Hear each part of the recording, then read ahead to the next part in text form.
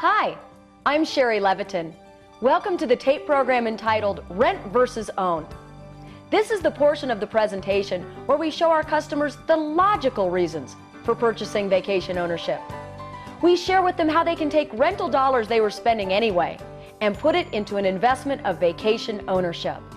Now, what you'll see during this tape program is that it's important not only to show the logical reasons someone would purchase, but the emotional ones as well. Now join me for the tape program entitled Rent Vs Own. Rent Vs Own is supposedly the logical portion of the presentation. But we all know people buy on emotion and justify with logic. So a great Rent Vs Own is going to be logical, but it's really going to be emotional. So what we're going to do today is we're going to look back and we're going to do a very quick review on what it is we're trying to achieve in the discovery.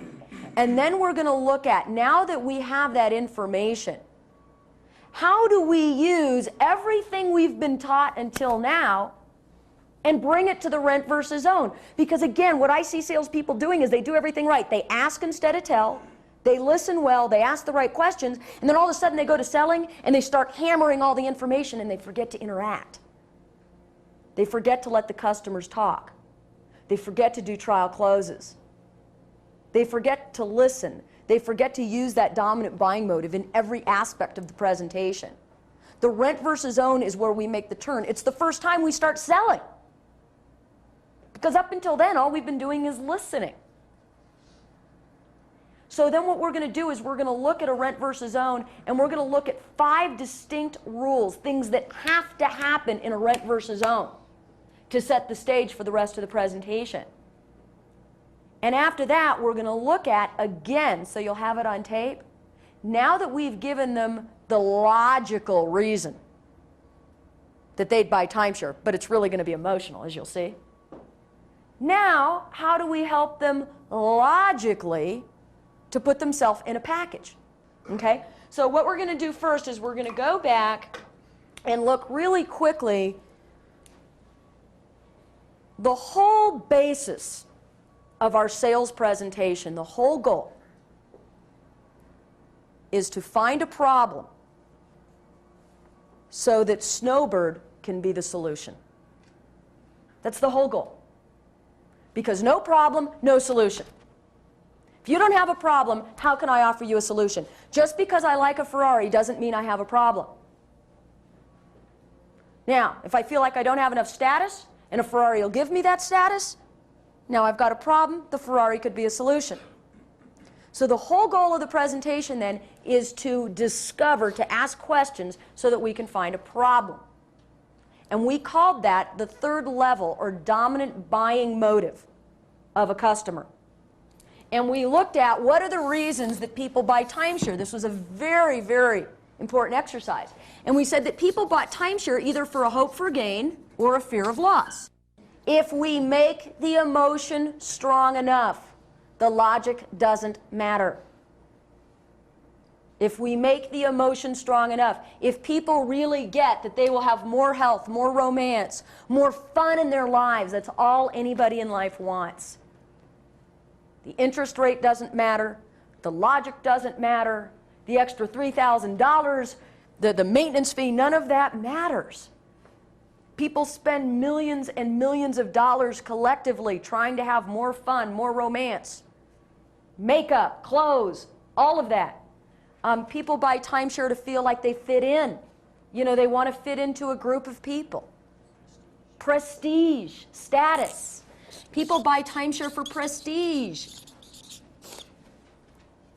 If I own this, I'll get to ski where the rich and famous ski.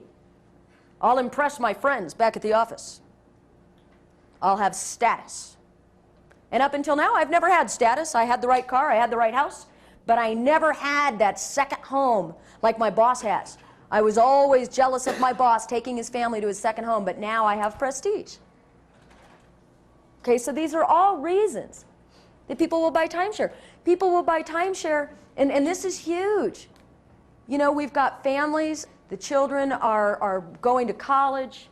What better place for the family to come back to every year and look forward to being with their parents and their family. Keeping that family close year after year after year. We're going to see a lot of that through the ski season. Okay, people that want to have a place so that the children it'll be exciting. You know, they can all meet and go skiing. They're not just meeting at the house in Sandy. They're meeting here.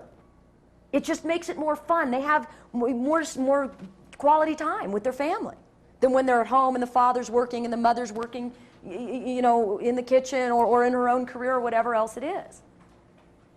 So we need to show people that this is going to help keep the family close. Okay? But see, what's important is these third-level reasons that people would buy are different for every client. So it's through the asking of the right questions that I find out, you know, many people don't need status and prestige. It's not something that they feel that they need. Some people do. Some people are perfectly healthy. Some people aren't. Some people need to go, you know, to start getting into this form of recreation so that they'll feel more healthy, etc. Okay, so it's important to find out what it is for each person. Well, once we've done that, we talked last week about the power of giving it back to them. And we talked about the steps necessary in information confirmation. We repeat back their first level desires. Okay, that is the facts. We go through their third level emotions. We discuss the problem. If they don't buy it, we get them to commit to that. And then we do one of two things. We either do a trial close, or we say, I can't wait to show you what we have at Snowbird here today.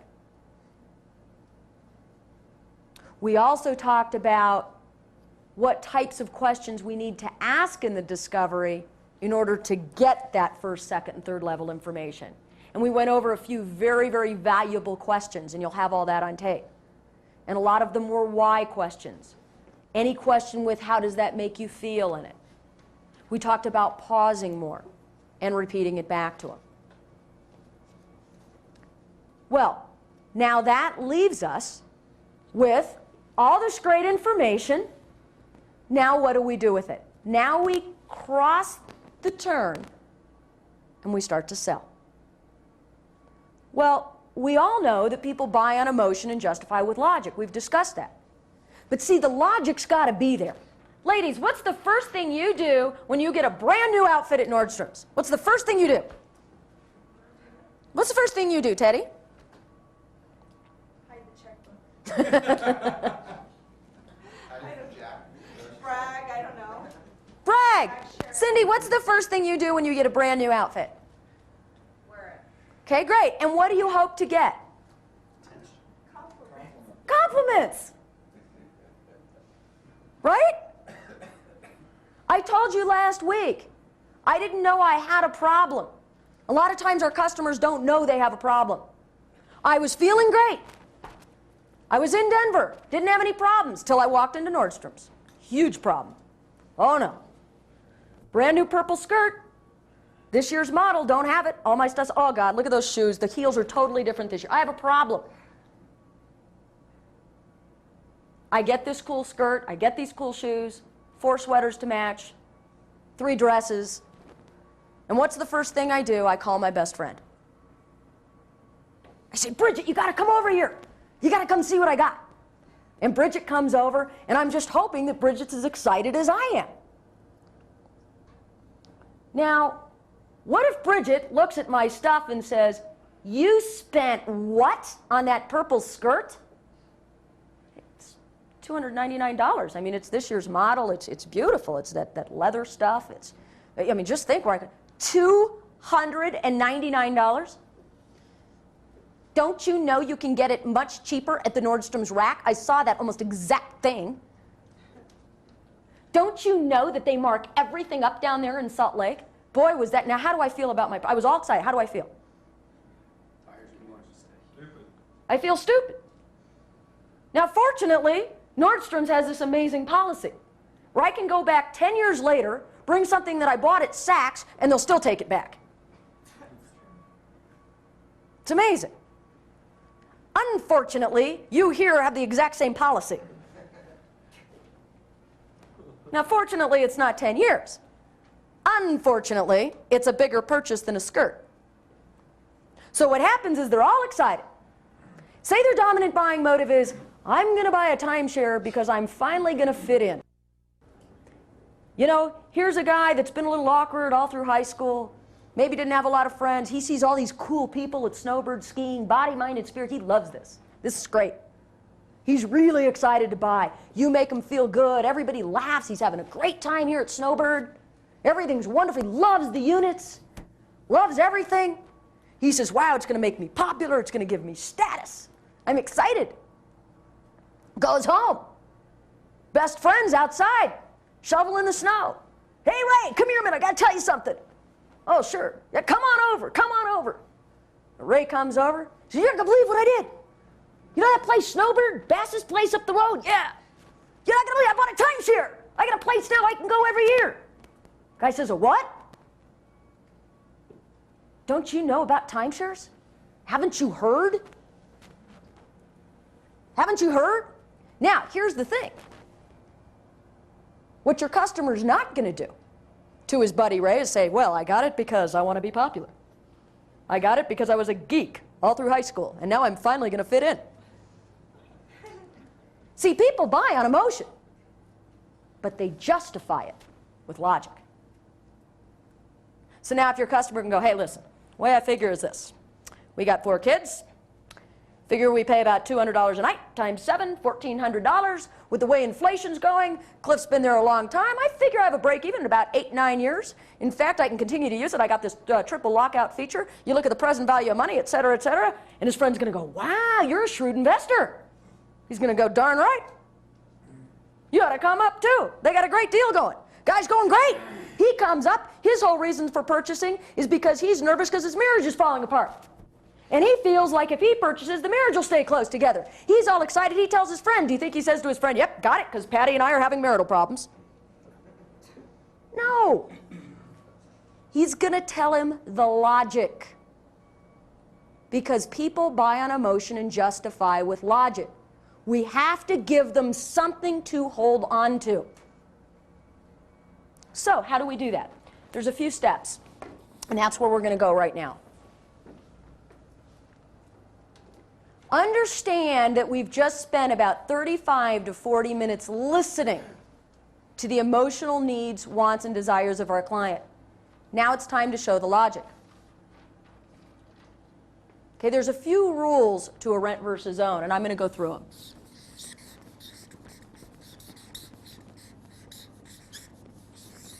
The first and most important rule is the way we set it up. The only way anybody buys anything is if there's a problem if they don't. So that good or service can offer the solution. I have a problem. It's a powder day. There's 4 feet of powder. There's this new thing out called Fat Boy skis. If I put on Fat Boy skis, I can ski all the powder. That's my solution. Problem, solution. Okay? So the first thing we have to do when we set up the rent versus own is we have to say something like, you're going to make a choice today. And we're going to set up problem, solution. See, this is important. A lot of times at the back end of our presentation, our customer says, well, we never make decisions the first day. Has anybody ever heard that objection? Ever? Religiously. What we're going to show them is they are making a choice. Choosing not to buy Snowbird is choosing to continue to do what they've always done all their lives. It's a very important distinction. By not choosing, they're choosing. See, it's kind of like in life, by not choosing to educate our children on something that's important, we've made a choice. And very often not choosing is making a choice. Because they're going to get an opportunity today that's unbelievable.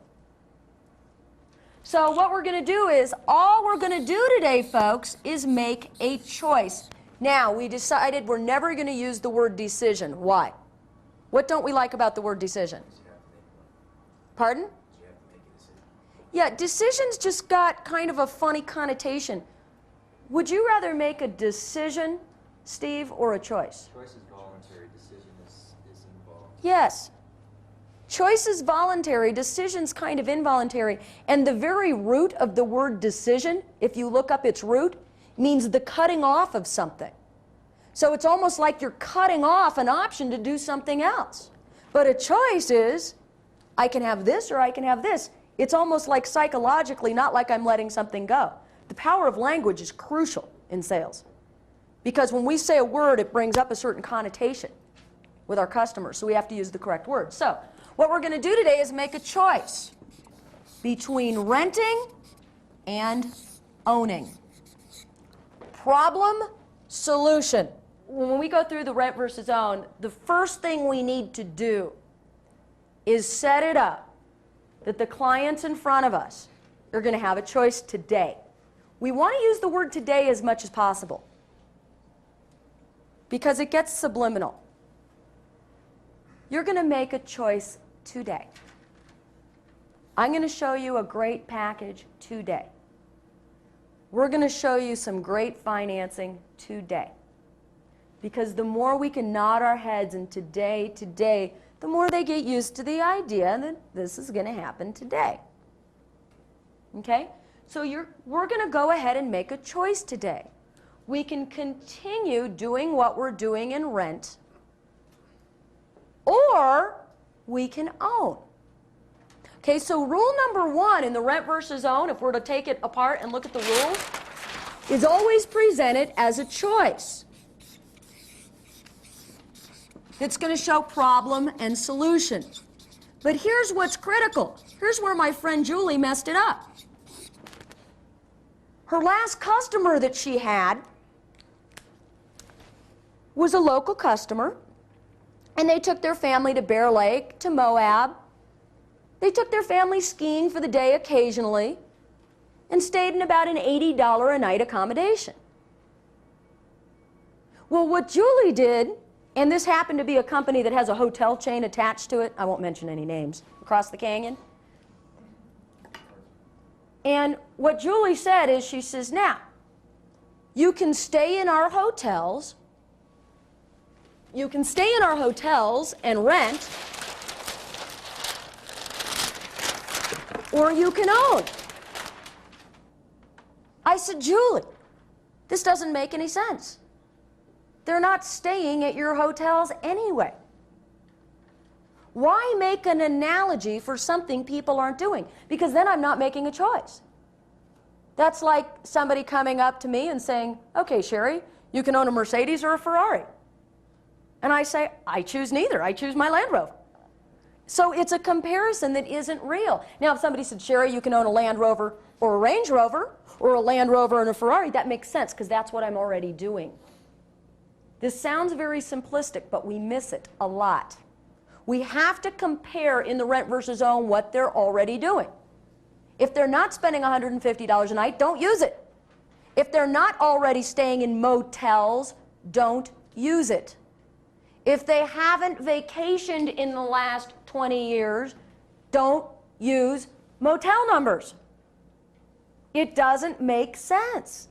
That's not what they're doing anyway. If they haven't vacationed in 20 years, if they want to start, ask them what they would spend.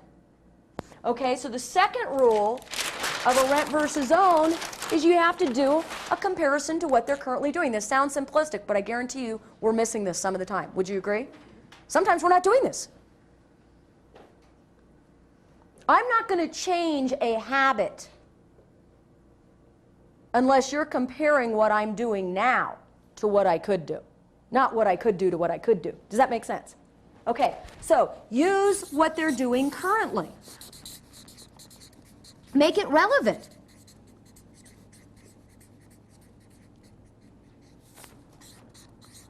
Here's another trap Julie fell into. Another trap Julie fell into, and I couldn't believe it when I saw it, is here she had done everything right in the discovery, information confirmation, and she came up to the client. Let me get a couple volunteers up here. I'll just show you what she did. Why don't you come on up, Jay? Cindy, will you come on up? Here's what she did. Let's say you're my couple. Okay? So you guys are a happy married couple. Extremely. Yes. Okay, so look happy. I'm happy. Great. See, they're happy. They do look happy. Happy guy. A little too happy. I am married though. Very married. All right, should I get a single guy up here? I mean, should we make this more fun? Okay. No, that's all right. Okay. So, happy married couple. And here's what Julie does. She does a rent versus own, and she says, all right, all we're going to do today, Cindy and Jay, is we're going to make a choice. Now, you said you went 7 days on vacation. Is that right? Last year, yeah. Yeah, right. And you probably spent $150 a night. Is that right? Yeah, between 150 and 180. Yeah, and the inflation rate's probably going up about 12%, right? Sounds about right. Yeah, and you'll probably continue to vacation for the next 40 years, right? Probably a bit Yeah, long. based on those numbers, let me show you what would happen.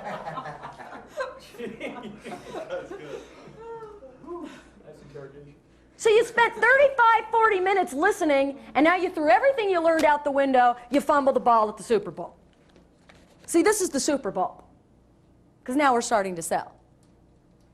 So why is it that we listen so well until we start selling? Just because we're starting to sell doesn't mean we stop listening. We still listen, we still ask questions. Because see, the information that we learned in the discovery, we got to keep making sure we're on the right track. Because we heard what we thought we heard, but it's a fact of human beings. That we never hear exactly what the people said, do we? We never really hear what people said. Why do you think there's so many fights in marriages and relationships? We think we heard it, but we didn't. And remember, people never believe a salesperson.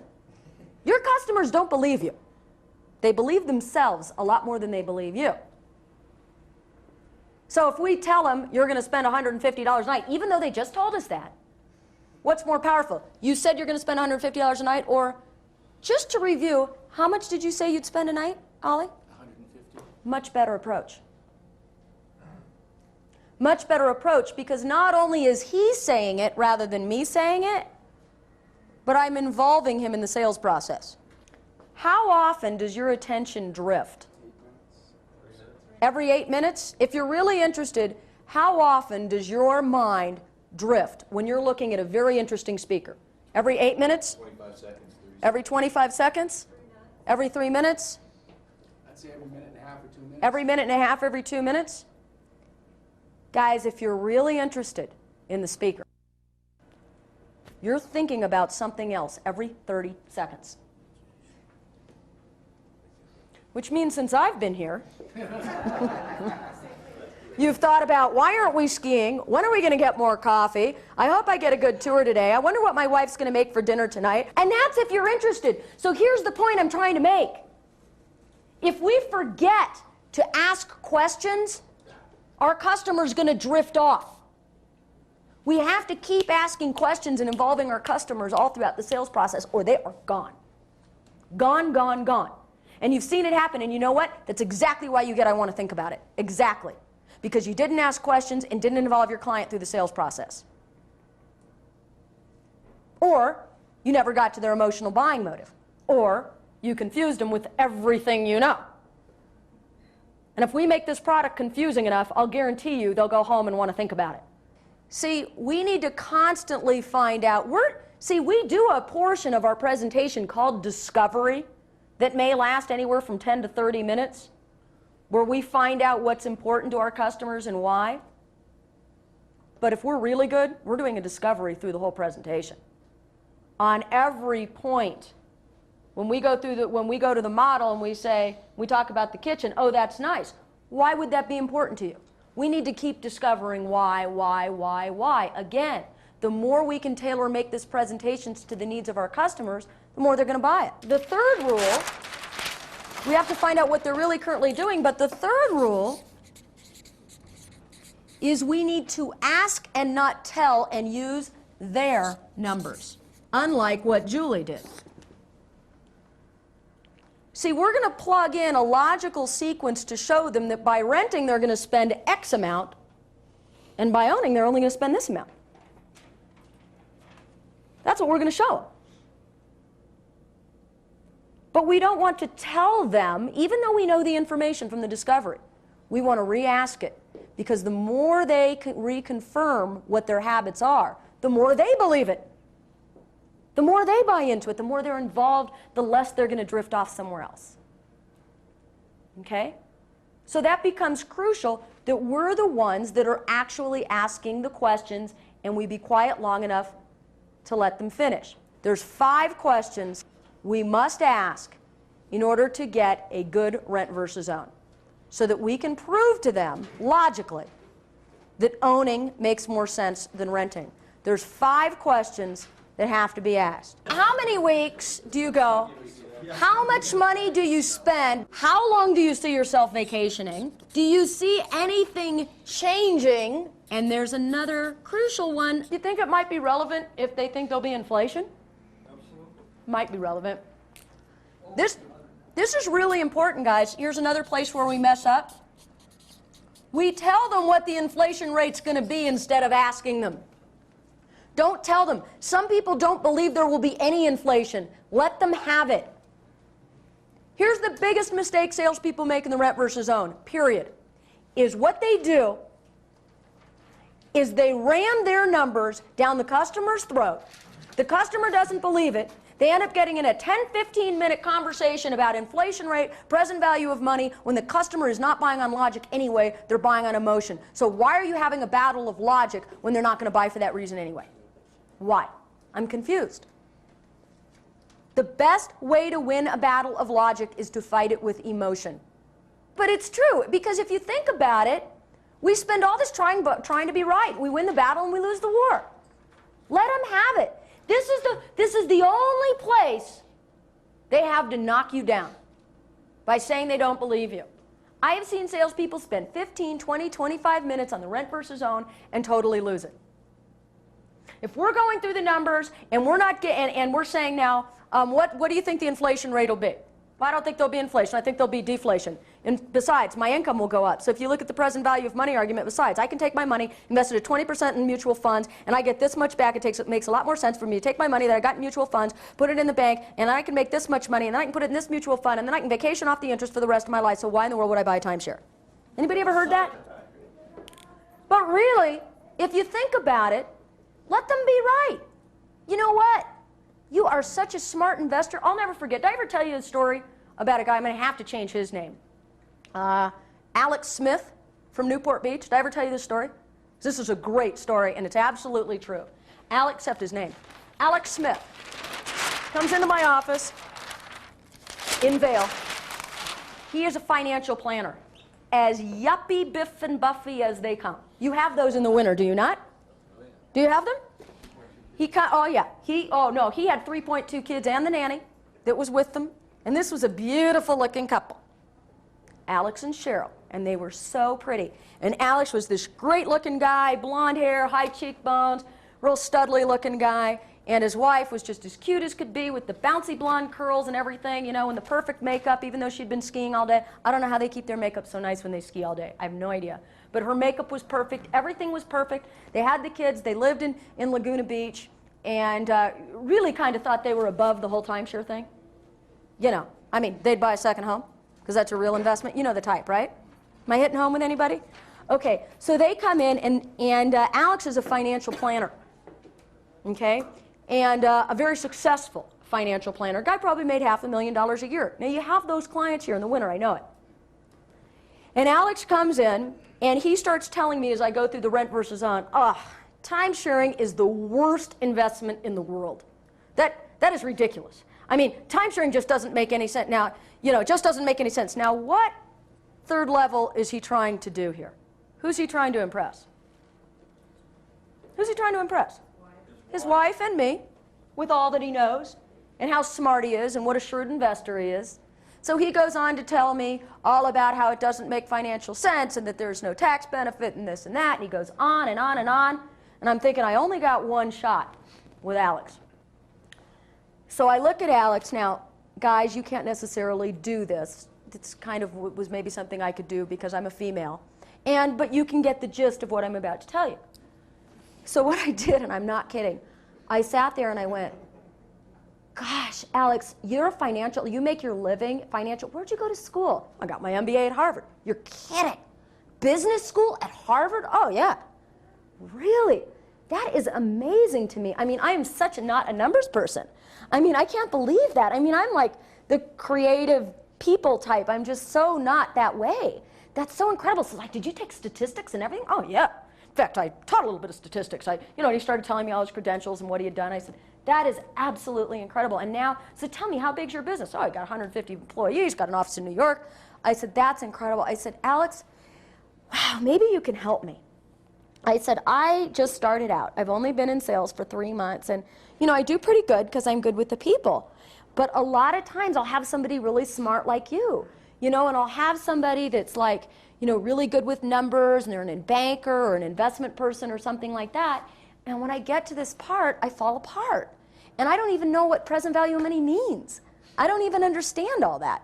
What in the world, how do I try to talk to these people and show them that there's some logic behind it? What would you do if you were me? He says, oh, well, let me show you. He says, really, if you think about it, present value of money, the present value of money, replaces the inflation. And no matter where the money comes from, Sherry, whether it's from a mutual fund or an investment, I mean, there's guys that can go out and get 30, 40% on their money. And they're very shrewd investors, but the fact of the matter is, they're still taking those dollars and putting it into something they don't own. When they could take that same money and put it into something they own, not only make the 40%, but have the real estate to boot, and they're probably in a nicer accommodation. And I just sat there and smiled at him. He goes, you? Like that, and he looks at his wife, and he says, she's good. And I just smiled, and I laughed. And you know what I did? I said, Alex, welcome to the club. And he bought right there. The sale was made. Right then and there. In fact, they bought 2 weeks, and then they bought a 3rd week later and became great referrals. And this is an absolutely true story. And I tell you that story because so often we're busy fighting them, fighting them, fighting them, fighting them. And he didn't know what I was doing until after I had already done it. But see, the other thing is, we've got a customer, and in the Rent Vs Own, if they're sitting there and they're telling us it doesn't make logical sense, it doesn't make logical sense, instead of beating them over the head with present value of money and you're going to take the money anyway, why not just look them in the eye and say, you know what? You know what, John? You're right. It may not make financial sense for you. I don't know. All I know is we had a couple in the other day, the Jacksons, and they came in and they had 5 children as well, just like you do. And I don't know if it made financial sense to them or not, but you know what they felt? With the kids going off in different directions, and the kids are just starting out in life, and they couldn't really afford to go nice places on vacation. And the parents decided that if they bought this for them, it would be a way that the kids, as they split up and started their own families, could really have something special to remember every year. So that's why they got involved. What are the Jacksons going to do? We just nailed them with emotion. So it may not make financial sense. But what you're saying is, how can you put a price on making your children happy? We don't say it that way, but that's what we're saying. Because it may not make financial sense for some people, guys. And you know what? Timesharing doesn't make financial sense for everybody. I got news for you. For some it does, for some it doesn't. I own a timeshare. I've been trying to figure out if it makes financial sense. I don't know. All I know is that I'm in the business, and if I didn't have a week of timeshare, I wouldn't go. Because I'd think I got to do another training. I got to work. And right now I know that if I don't go somewhere by May, I'm going to lose my week. So I'm going to go, and I'm sure I'll have a great time, and I'll be glad I went when I went. So it's really important, the big rule, don't ever argue. Don't ever argue with these people. It just doesn't make any sense. Okay, everybody got that? Okay, and the 5th rule, I know we're a little messy here. The 5th rule, so the 4th rule is don't argue. And the 5th rule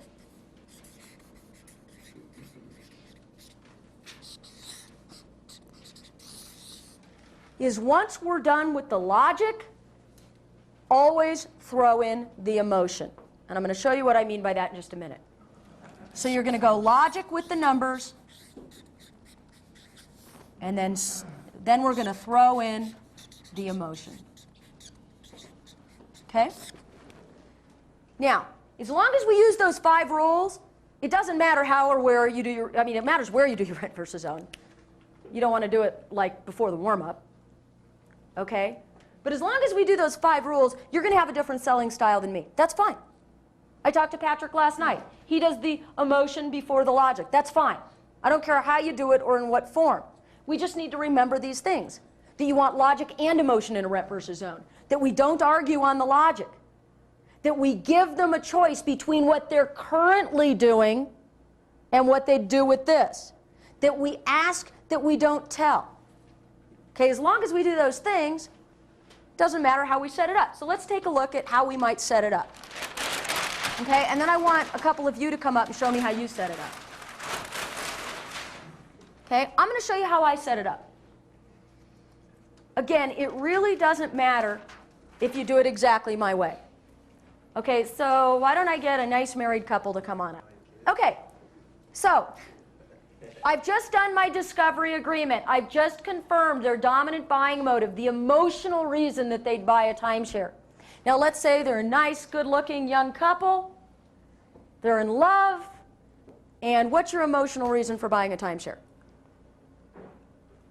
To continue the honeymoon. Continue the honeymoon, okay?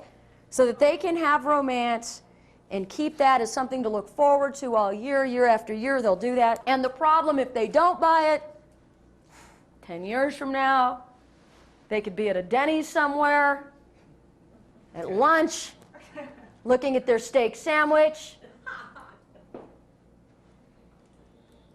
Nothing to talk about, no dreams, no goals, nothing in common. So there they are, and they're buying to keep the marriage close. Okay, to have that honeymoon year after year after year. Okay, that's why they're getting involved. And I find that out, I confirm it with them, and what I'm going to say, and an objection that they've had is that they've been going on vacation through their engagement, through their courtship, okay? But what they're finding is, do you have any kids? You do? How many? Okay, 2. Is it some, do you have any kids? Do you have any kids? No. Sometimes they like to bring Jack's kids, and it's getting very expensive to get 2 hotel rooms. And, you know, they want to keep that honeymoon thing close, and, you know, if the kids are in the room, it's just not the same. So I'm going to go through and I'm going to say, okay, Teddy and Jack, what we're going to do today is we're going to make a choice. So we're going to choose today between continuing to do your vacation plan, that's great verbiage, like they have a vacation plan, okay, of renting, versus Snowbird's vacation plan of owning. You'll notice even my voice inflection is different. We could continue to do your plan of renting versus Snowbird's plan of owning. It's like bad, good, problem, solution, okay? So, renting versus owning. Now, let me ask you a question, Teddy. We talked before about the duration of your vacations. How many weeks a year did you say, even though she told me, I'm going to ask her, how many weeks a year, and why don't you come closer so the camera can see you, how many weeks a year would you say you and Jack are vacationing? A couple. 2 weeks a year. And are those consecutive weeks? Important question, because that could be an objection at the back end. Are those consecutive weeks?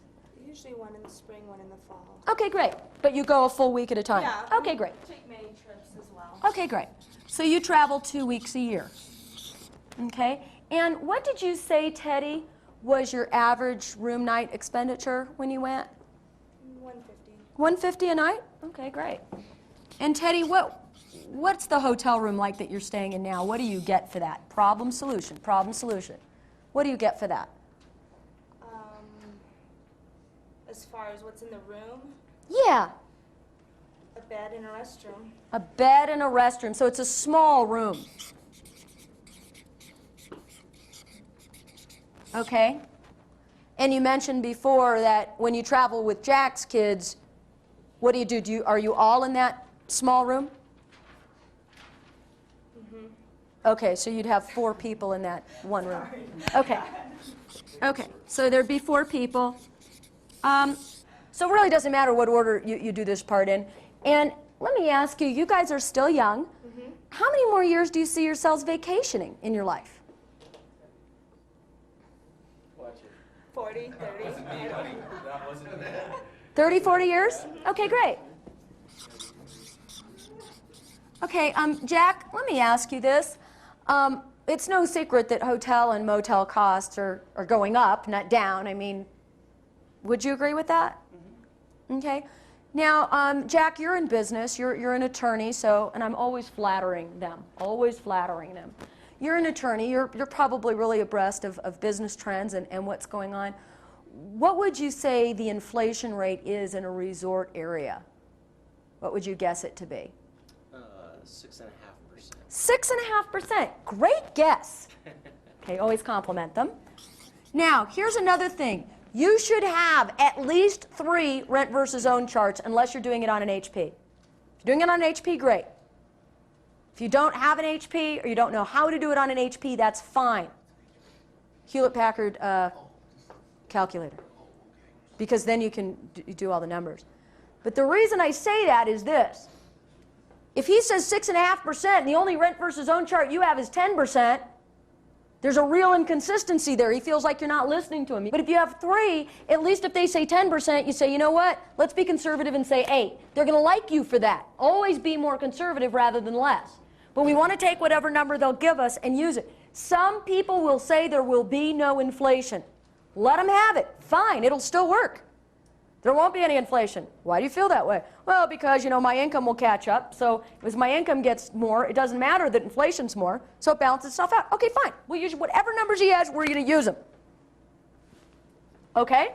So now, what we're going to do, okay, so 6.5%. Great. Okay. Do you see your vacations changing any? You want to reconfirm that, even though we've done it in the discovery, in the next 30, 40 years, or do you really feel that you'll take that 2 weeks every year? I don't see anything changing. Okay, great. Until I retired, then of course I'll vacation more. Then you'll go even more, Jack? You know what's interesting, Jack and Teddy? Most people never look at what I'm about to show you, and it's pretty shocking if you think about it. But based on what you're telling me, if you continue to do what you're doing now I don't have the sheet in front of me, so I'm going to just guess. If you were to travel 2 weeks a year at $150 a night times 30 to 40 years, then you take out the sheet, and it's all in writing, with a 6%, I'm going to be conservative, Jack, inflation rate, you would end up spending per week of travel, would you guess, what, about $85,000? I'm going to just guess. 100 a quarter? $125,000 per week. At the end of the term. Yes. At the end of the 40th year. I don't know what the number is. It's irrelevant. Let's say it's 90,000. It's irrelevant. Okay, you're going to end up spending $90,000 per week, or $180,000 for 2 weeks of vacation, with nothing to show for it at the end of 40 years. Have you ever looked at that before? How do you feel about that? It's a lot of money. It's a lot of money. See, what do you have to show at the end of this 40 years for your hard-earned money, Jack? I mean, come here, Jack. Get in the limelight here. Teddy, Jack, what do you have? You work so hard for your money. You were telling me you work, gosh, you work 80 hours a week. Teddy, you're a physician. You've got kids. You've got your 2 kids. What do you have to show for your hard-earned dollars at the end of? Some good times. Good times. That's right. What else do you have to show for it? See, I'm asking him. Let him talk. What else do you have to show for it besides good times? That's about it. Anything else, Teddy? Memories. Rent receipts. That's it. Photographs. All we're saying is, why not take the same money you're going to spend anyway? Use the word anyway. Why not take the same dollars you're going to spend anyway. Put into something that's going to be a lot less money. So not only will you save money, but not only will you spend less money, Teddy and Jack, but you won't be in a small room anymore. You'll be in a luxury 2-bed, 2-bath, luxury condominium on the ski mountain with 2 bedrooms. So when your boys come, they've got a place to stay. You have your own room. You have a beautiful jacuzzi tub overlooking all of Snowbird. You have the spa. You have every type of ski terrain from Alpha to Omega, because I understand that one of your sons is an expert skier and the other one's a beginning skier. Okay? So not only are you going to save money, but you're going to have something that you own, that you get deed and title to, that you can will to your children, that stays in the family forever in a much nicer accommodation. Now, based on that, which plan makes more sense to you? Absolutely. Okay, thank you very much. Thank you. Okay.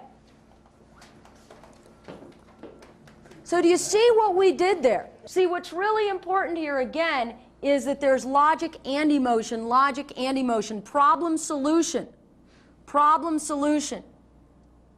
Now let me also give you some advice. Don't make it as messy as I did. Here's how it should look. And there's a big reason for this. All we're going to do today, folks, is make a choice. You can continue doing what you're doing now and rent or own.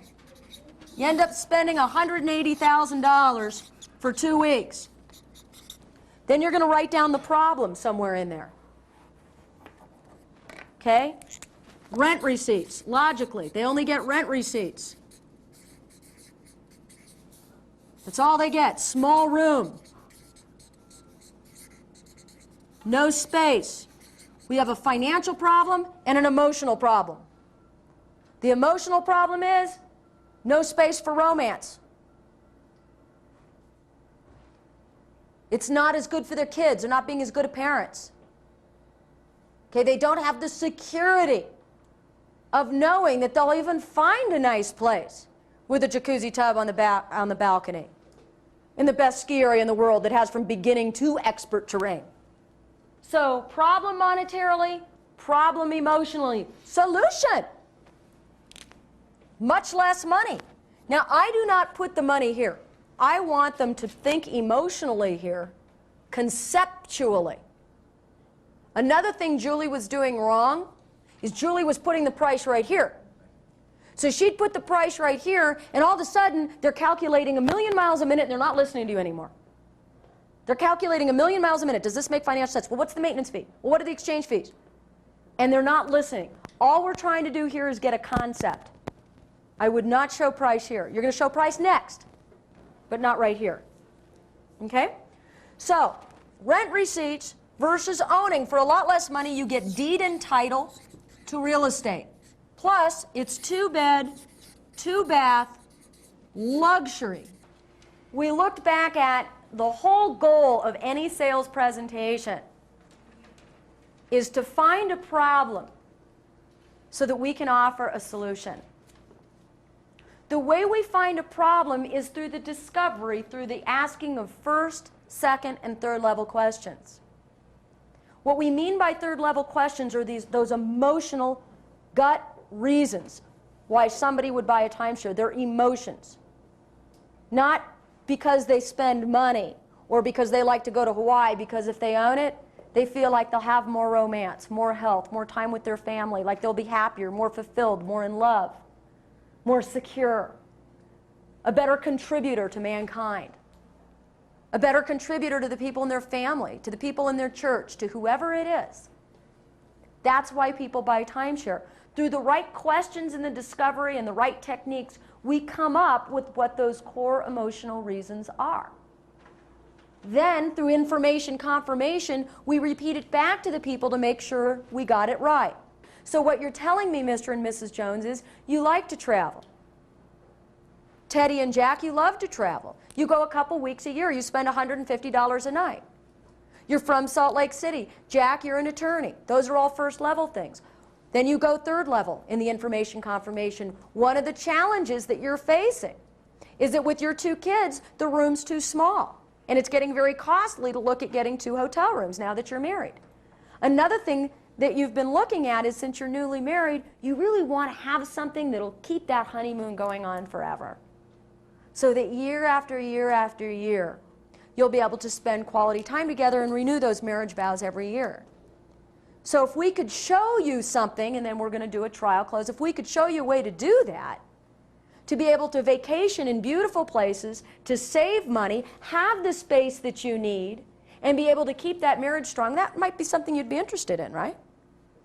Great. So then we're going to do information confirmation. Then today we said, okay, now that we've done all that right, and we've gotten the dominant buying motive, we've uncovered also the objections that they may have to purchasing, now, how do we not drop the ball? How do we sell using dominant buying motive and continue to ask questions? Well, we start in the rent versus own. And there's a few rules for setting up a correct rent versus own. The way we set up the rent versus own is we offer them a choice and show them that they're going to continue with their vacation plan, or today they're going to own Snowbird's vacation plan. Then what we're going to do is we're going to remember the rules. We're going to compare what they're already doing to owning Snowbird. We're not going to make something up arbitrarily. We're going to ask, not tell. Dennis, what are those 5 questions that we're going to always ask people in order to get the logic part down? Pardon? How many weeks do you travel? How many weeks do you travel? How much do you spend? How much do you spend? How long do you vacation? How long do you vacation? Do you see your vacation changing at all? Do you see your vacations changing at all? And have you factored in inflation? And have you factored in inflation? So we're going to do that. We're going to never argue with our clients because they're buying on emotion. We're going to remember that. Okay? And then once we've gotten that, what we're going to do is we're going to show them the problem. If they continue what they're doing now, they're going to end up spending $180,000. They're going to have nothing to show for it but rent receipts. They're going to be in a small room with no space versus owning for a lot less money. They're going to have deed and title, and they're going to be in a 3-bedroom, sleeps 10 accommodation that's going to be much more comfortable for their family. Then we're going to ask them, which makes more sense? And we're going to listen for the response, because now, and we should keep it this neat, because now on the back end, if our customer says, well, you know what? We need to think about it. And as we find out precisely what it is they need to think about, they may say the money. And then we pull out this sheet, and we look really confused. We say, what part of the money is it that you're going to be thinking about? Because, see, they've already made a choice, and they've already made a commitment. And now, at the back end, if they say, well, we don't know that we'd really spend that money, they've already committed that they're going to spend that money. Now, at the back end, when they don't seem to think that they need the urgency, and the husband says, well, not this year, we're going to redo the basement. Not next year. We're going to look back at the rent versus own and let them realize that they're going to spend it anyway, and when's it a good time to start saving money? Should we start now, or should we start 4 years from now? When's a good time to start building memories with that family? When's a good time to start being able to contribute to your children?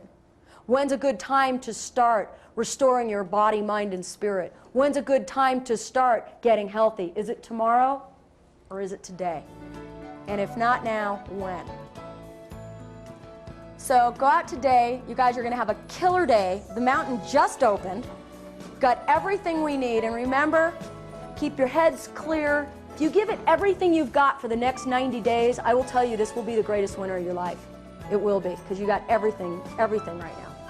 As you can see, the rent versus own portion of the presentation is a crucial step, because it shows our customers how logically vacation ownership makes sense, And if done correctly, it shows them the emotional benefits of getting involved in our program. Thank you for joining us, and we'll see you next time.